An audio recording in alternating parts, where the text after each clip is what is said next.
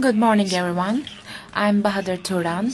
I work in our state hospital and I'm a child psychiatrist. I'll be talking about the contribution of family-based approaches in treatment of ADHD. And there's a parental program that we used in our study, and I will be talking about it. Well, I will be talking about impact areas of parenting programs. I will be talking about the burden of ADHD in these areas. And I will be talking about Parents Plus Parenting program. Well, parenting programs in child and adolescents, they target the problematic behaviors. And in this program, parents are trained to apply some procedures. Mainly, it's about improving the interaction between children and parents. Actually, they increase prosocial behaviors by attending to the child's prosocial behaviors, decreasing the use of punitive and coercive discipline strategies. And in this parenting program, the main aim is they provide disruptive and non-compliant behavior, but they also try to promote the improved parental warmth and decrease parental hostility, and they try to decrease the burden on the families, especially about the stress. And actually each program is different, but the psychopathologies such as maternal depression with these parenting programs, they might be improved too. So DEHP and parenting programs, many behavioral interventions actually have a psychoeducational component, and this component provides information about the nature of the disorder, and actually, it is known that it increases the effects of the pharmacological and non-pharmacological treatments. And the ADHD's nature, the general prognosis, in this kind, the information is increased. This might be one of the various aims of the parenting programs, and it might constitute a basis for other programs and other intervention in this field. And actually, there is no meta-analysis of the effects of such behavioral interventions, but actually, reviews show that they have a positive effect. Well, in terms of ADHD, the parenting programs were mainly about focusing on reducing comorbid problems, not just core ADHD symptoms. And the reasons for applying for parents were often comorbid situations, not the core ADHD symptoms. And so the many treatment modalities actually, in fact, focused on the comorbid situations. So the parental education-based behavioral interventions were focusing on decreasing these common behaviors in the ADHD children. Well, thirdly, in some studies, it's been shown that when the parenting programs were applied as double-blinded, they actually didn't decrease the symptoms of ADHD, and they didn't decrease the core symptoms of ADHD. In just one study, they showed an improvement, but in fact, it shows that the programs has a strength of the effect very strongly. So what about other symptoms, remnants, the residual findings? But there are no studies related to that actually. Well, I will be talking about the parenting programs and their effect on ADHD, and there are some comorbid ADHD programs. If there are only comorbid ADHD problems, actually, if this exists, then this can make parenting programs less effective. Well, recently a study showed that in ADHD-specific people, there are two programs that were compared. If we have a problematic behavior in the children, should we have a generalized parenting program or a specialized one? This was the comparison, and it showed that the general parenting program was found to be more effective. The specific intervention actually doesn't provide a solid improvement on that children. The general program actually focuses on lots of things, and it has a wider improvement in many areas. So the specific parenting programs are not that effective, especially in the recent years.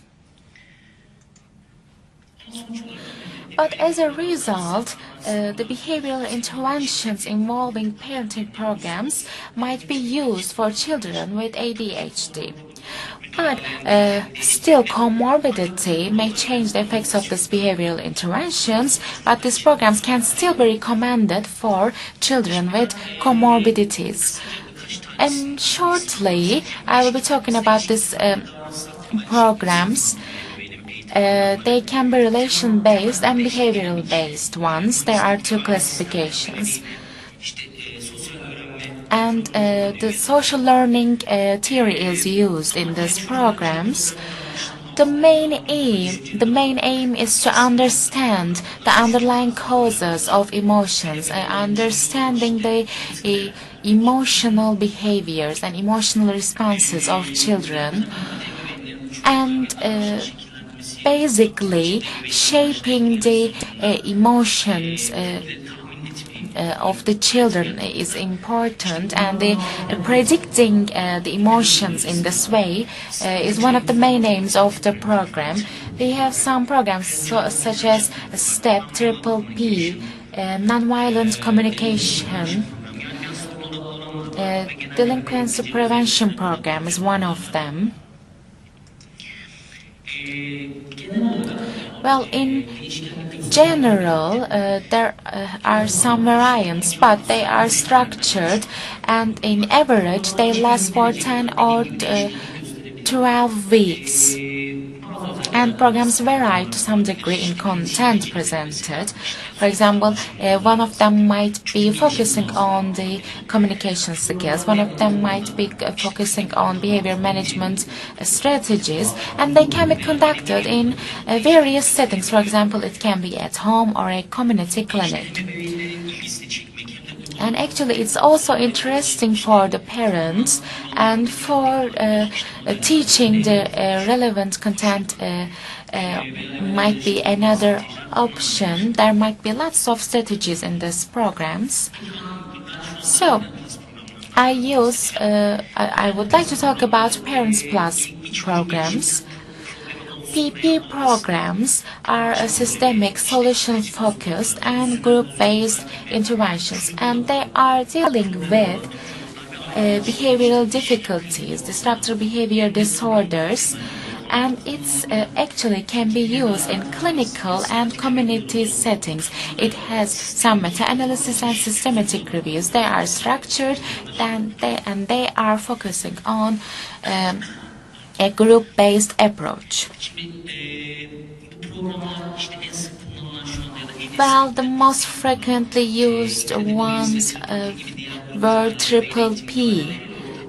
Actually, they have common points with PPP in terms of educations. For example, in terms of group sessions, the parents are together and they support each other, and the communication between the parent and child is also improved. These are the common points. But there are also differential points between them. One of is that PP is more solution focused. And I think it can be more effective for family-run professionals. And I think it's easier to use. It can be adapted to culture. And its main philosophy is on the balance, because some programs are more focusing on the positive parenting, for example. For example, triple P is one of the examples, but PPs are more about balance. The positive parenting and the other positive strategies are included, and it wants to provide some practical solutions for parents. And the other one is the practical intervention. Well, in the sessions, there are some additional sessions for families to participate in clinical practice and to reach some treatment goals. The sessions, learning group sessions, are practiced in order to achieve specific treatment goals. Especially in the early years program, families review small group or one-to-one video recordings to identify and improve parenting practices. Especially as I mentioned before, instead of triple P, it focuses on the concerns of the parenting in a different way. With positive discipline sessions, they meet the need for effective use of both the positive parenting and the disciplining parenting system. In a child, in the clinical sessions, we say that please build rules, make rules for children. But this is the balancing approach. You have positive skills, and the positive skills and the rules are combined, and that's why this procedure is more practical. And lastly, we have the Parents Plus Quality Protocol, and the feedback is collected after each session, and we get information about the needs and the concerns of the parents. And this is the post-treatment effect sizes for Parents Plus, and the other programs were compared. Well, the Parent Plus has less studies on that because it's a novel program. Well, the Parent Plus program are divided and classified into age groups. Between the age of 0 and 6, we have the early program, and between the ages of 11 and 16, we have the adolescent program. If we have divorced parents, then we have a special program for them. And we have also a parenting program for adolescents to apply it on themselves, for example. In this slide, this is the children's program's basic steps. There are 9 weeks. Each week, positive parenting and positive discipline is actually discussed, and it's a video-based one. So how do we use this program? It's a complementary one, as you all know. Well, up to now, we did the first study on that program.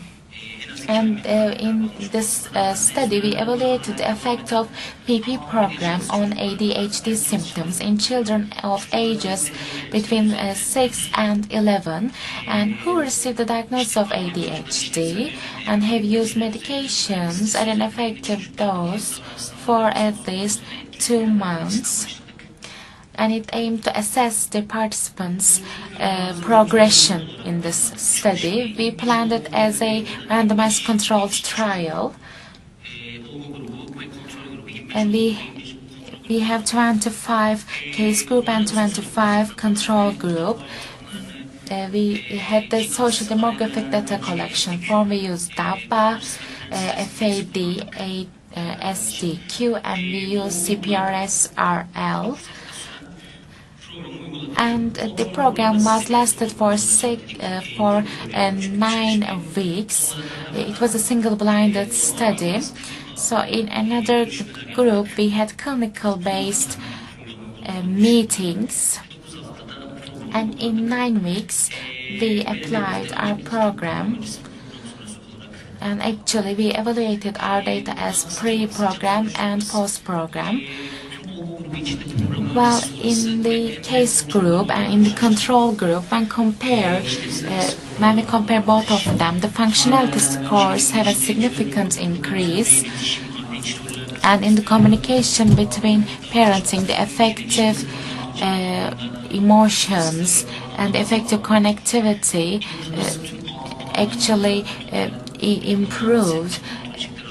And in the actually, there's a significant reduction in the scores obtained from the INOAC, and we have a significant decrease in parent-child and total scores, a significant decrease in the depression, in the emotional symptoms, hyperactivity, peer relationship problems had also reduced. And I think one of the most significant findings of the study is that in ADHD diagnosed people, actually we had the study on a residual findings, and we saw that the parenting program is effective. And in the ADHD group that has a partial response, it has an improvement on the parent stress. Yani anne baba çocuk iletişiminin düzelmesi ve çatışmanın azalması. And except the decrease in the symptom level of children with ADHD and increase in their functionality, actually there is a global improvement. And the other studies, previous studies, have focused on the combination of drug therapies and various interventions. And these programs actually are very hard to use in the daily practice. While combination with the drug therapies is effective, but in our daily practice, it's not compliant with our daily practices. I mean, in terms of differentiation between two, it might be challenging. And actually, sometimes physicians have less time in their daily practice.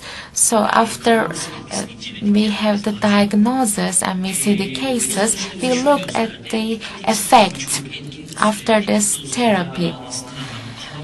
And the result shows that these residual findings, which were determined after the medication, can be very clearly related to parenting. This is one of the most important findings. And while we use this method, parenting skills are one of the indicating factors in ADHD. And it wasn't about decreasing the present factors, but in our study, we focused more on residual finding. And in this study, actually in our analysis, benefit from PPCP was found to be higher in families with large family type. Family income was medium or higher, and if the mother was above average for the education year, and if there were no family problems, and if there were sufficient number of friends, the PPCP's effect and benefit was more. And I think our study was the first to have this positive data. In terms of daily practice, the drug therapies might be very costly with the combination of therapies. If we have benefit from the drug therapies, the residual findings can be improved with this parenting program. This is what our study indicates. And I think when compared with the other methods, the Parent Plus programs are cost effective. Thank you.